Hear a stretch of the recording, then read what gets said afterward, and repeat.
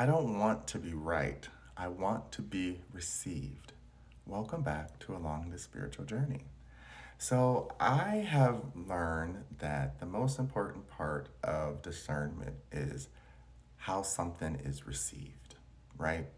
Doesn't matter how anyone puts it out there, doesn't matter how they want someone to think about it.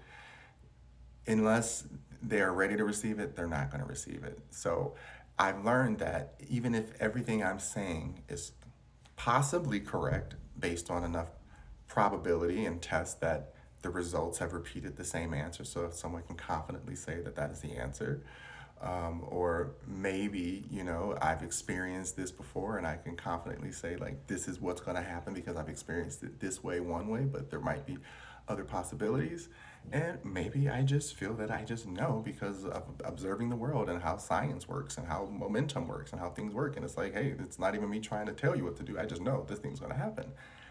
Doesn't matter. If the person is not ready to receive it, all of that useful information that you have garnered and gathered and are trying to bestow or give for others to receive, if they want to, they will. And this is why I always tell content creators, just create. Don't create to get likes, don't create to get attention, create for inventory. Because the more inventory you have, it's going to create consistency, it's going to build resilience, it's going to build a platform, and then people have the opportunity to go back and watch and play whatever they want.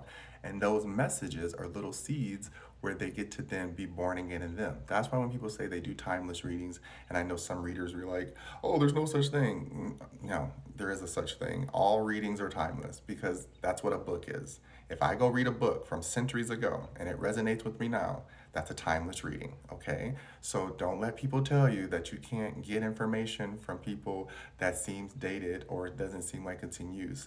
Understand, dated is a mindset. It's not the information that's dated, it's the mindset. So people are much more ahead of their times than we give them credit for, but then we go back and look at them and be like, oh wow, they were actually a genius. Yes, because so many people are caught up in the energy of trying to be right, that they're trying to prove everything that they can be like everyone else, and then rightness leads to fakeness where we get masking and everyone wondering, why do we live in this world of greed and this and that and that and that? Because no one's being real. You got to be honest with yourself. And you have to say, like, if I'm going to try to be right, then at least let me try to figure out how I need to be received. And that is something that I practice with these videos. Again, I've said it before, I'm a very direct speaker in person, which can come off a little like ruffle your feathers, and I don't do it on purpose. I just assess the situation very quickly. People start talking to me, but at the same time, while they're talking to me and explaining a story, I can see all of the emotions and the moods and the memories and everything that they haven't worked through and that they don't want to work through. They just want to dump it. And I'm fine with people dumping, but you can't come to me and dump and not expect to get an answer. I don't mean that it's an answer that's supposed to solve anything. I'm just saying that's an answer that's an option to your solution if you want it.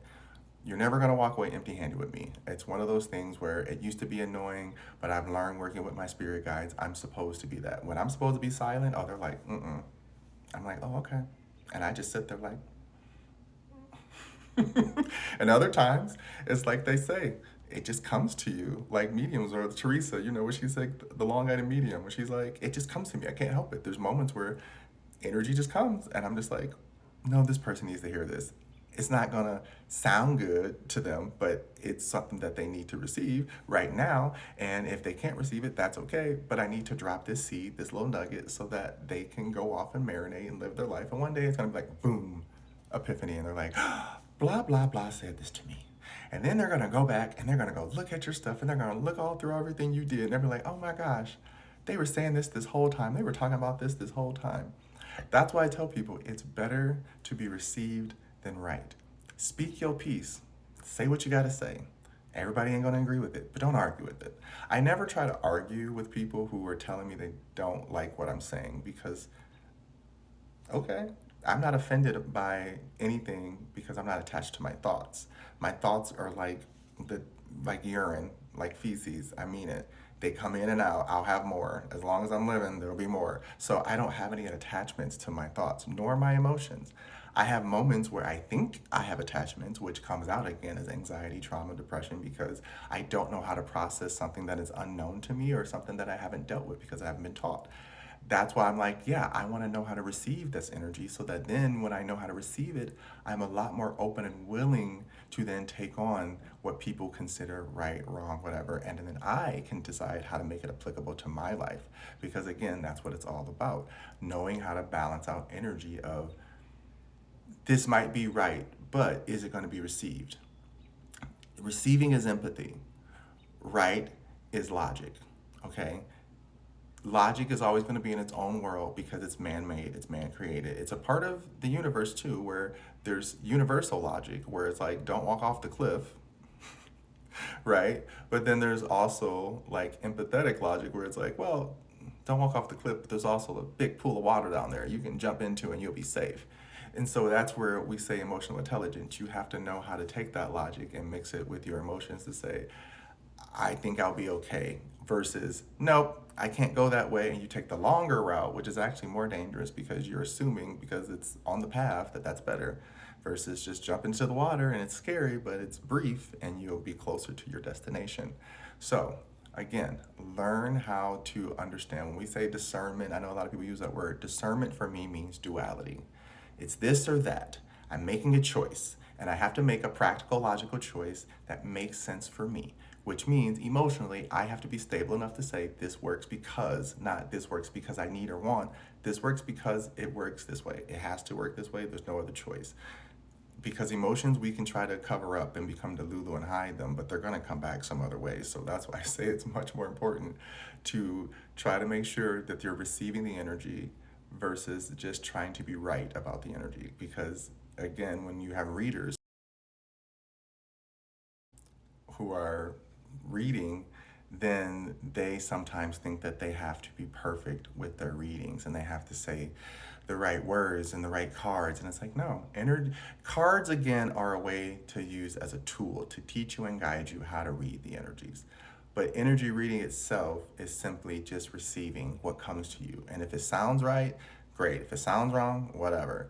You can articulate it and make it sound a way that's more receivable to the general public, but sometimes the message is just raw at its base and you're not going to get around that. You know what I mean? Like talking about death. There's no way to get around death. It is what it is. You can talk about the good memories, and you can talk about the bad memories, and you can talk about everything in between, but it doesn't stop what's already happened.